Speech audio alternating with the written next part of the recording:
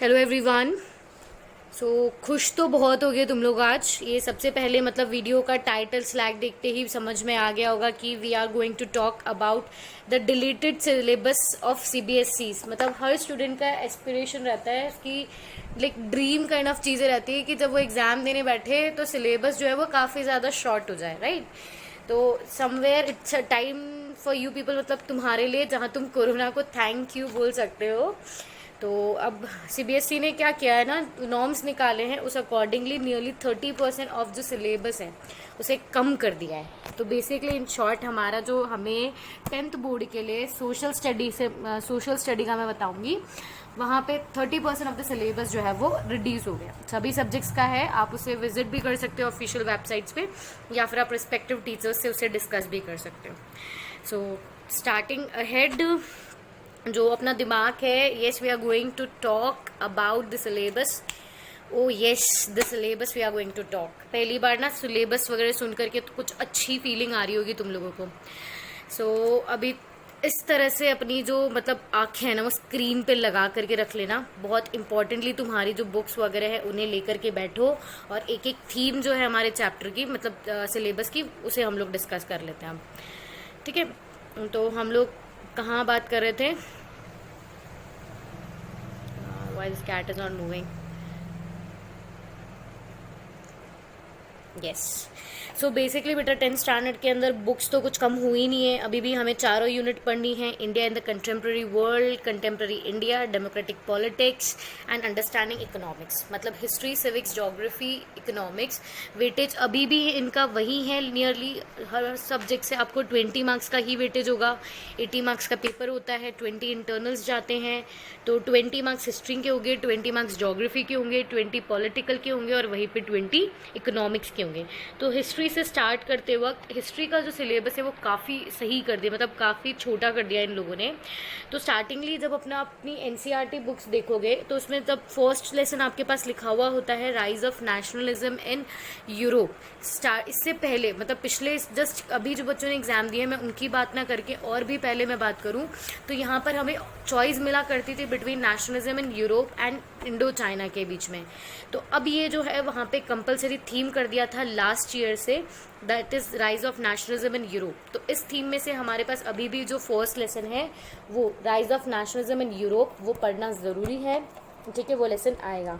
फिर उसके बाद में आप जब इंडो चाइना, तो उन्होंने पिछले साल ही एनसीईआरटी से डिलीट कर दिया था। उसके बाद में आ जाता है हमारे पास एक और second compulsory lesson, that is nationalism in India. तो अगर मैं हिस्ट्री की बात करूं, बाकी और जितने भी चैप्टर हैं अगर हम उसकी बात करते हैं, making of global world, print culture, age of industrialization, ये जो सारी थीम्स हैं अब वो एग्जाम्स में नहीं आने वाली है।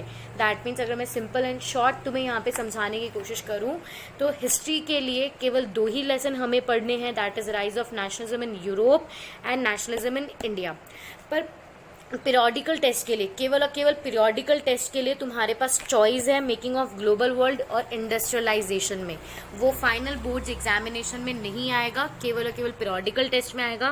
पीटीज में हमसे पूछा जाएगा making of global world and age of industrialization, ठीक है। बाकी अगर मैं स्पेशली ध्यान दूँ तो हिस्ट्री में 2 ही, अब मैं मेरे हिसाब से तो बाकी सारे चैप्टर कट कर दो, बस हिस्ट्री के 2 लेसन दिमाग में बिठा लो, यूरोप और इंडिया, दोनों का नेशनलिज्म हमें पढ़ना है।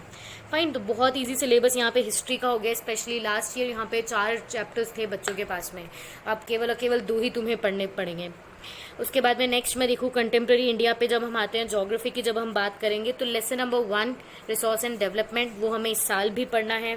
सेकेंड लेसन जो था वो फॉरेस्ट एंड वाइल्ड लाइफ वाला, वो पहले ही हटा दिया गया था, कोई दिक्कत नहीं।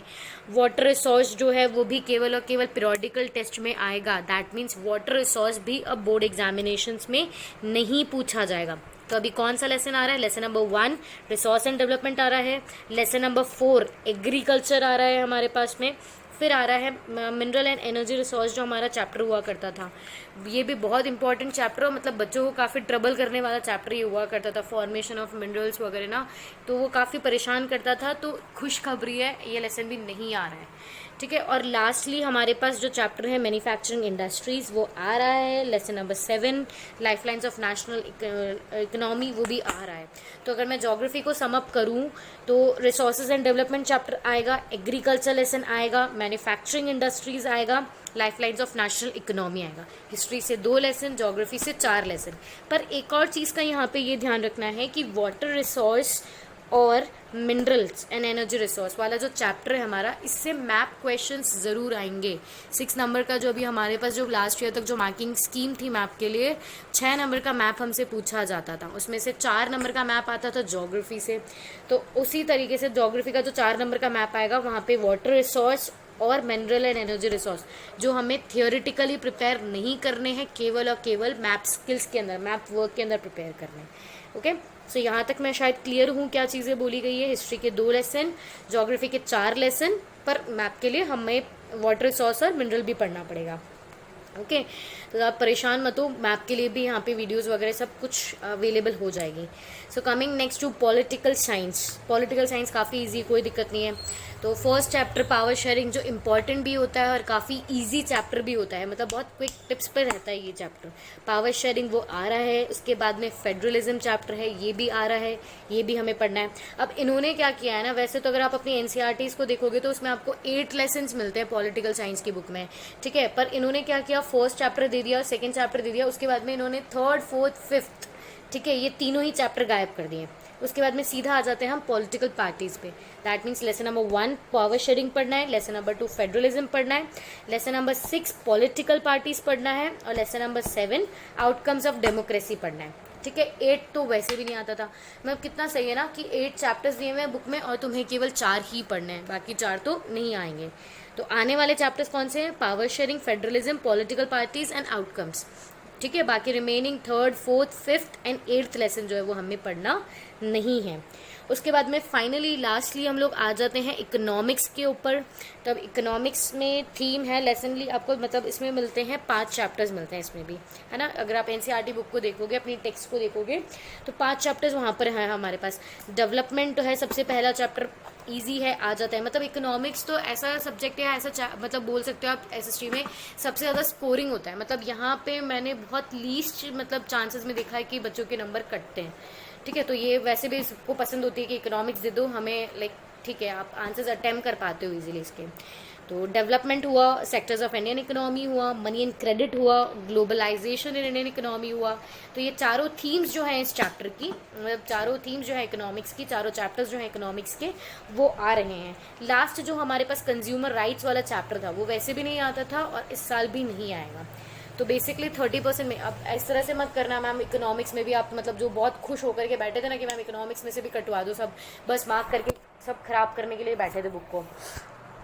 तो इकोनॉमिक्स के 4 चैप्टर आने वाले हैं हमारे पास, पॉलिटिकल साइंस के 4 चैप्टर आने वाले हैं, ज्योग्राफी के 4 चैप्टर आने वाले हैं, ठीक है। और हमारे पास हिस्ट्री के 2 चैप्टर्स आने वाले हैं। मतलब हिस्ट्री का जो बर्डन है वो काफ़ी हद तक रिड्यूस हो गया है। और एक ज्योग्राफी का भी जो सबसे ज़्यादा कॉन्फ्लिक्ट चैप्टर जो परेशान करता था लर्निंग में ना, रटना पड़ता था जिससे बहुत ज़्यादा, मिनरल एंड एनर्जी, वो भी अब नहीं आने वाला है। तो ये आई थिंक सो 8 चैप्टर्स जो तुम्हें होंगे शायद काफ़ी हद तक क्लियर हो गए होंगे, ठीक है। और नहीं भी हुआ है तो अब ये इसके अंदर वापस से देख लो कि कौन कौन से चैप्टर्स आ रहे हैं। हिस्ट्री के अंदर rise of nationalism in Europe, फिर नेशनलिज्म इन, सेकेंड लेसन आ जाएगा हमारा nationalism in India, just a minute welcome back. Geography के अंदर resource and development, agriculture, manufacturing industries, life lines of national economy. Civics के अंदर power sharing, फिर federalism, फिर political parties, फिर आउटकम्स ऑफ डेमोक्रेसी, और फिर इकोनॉमिक्स के अंदर development, sectors of Indian economy, money and credit, और lastly globalisation in Indian economy. So ये चैप्टर्स ऐसे थे जो तुम्हारे लिए, तुम्हें एग्जाम के लिए प्रिपेयर करना है, साथ में मैथ स्किल्स करनी है।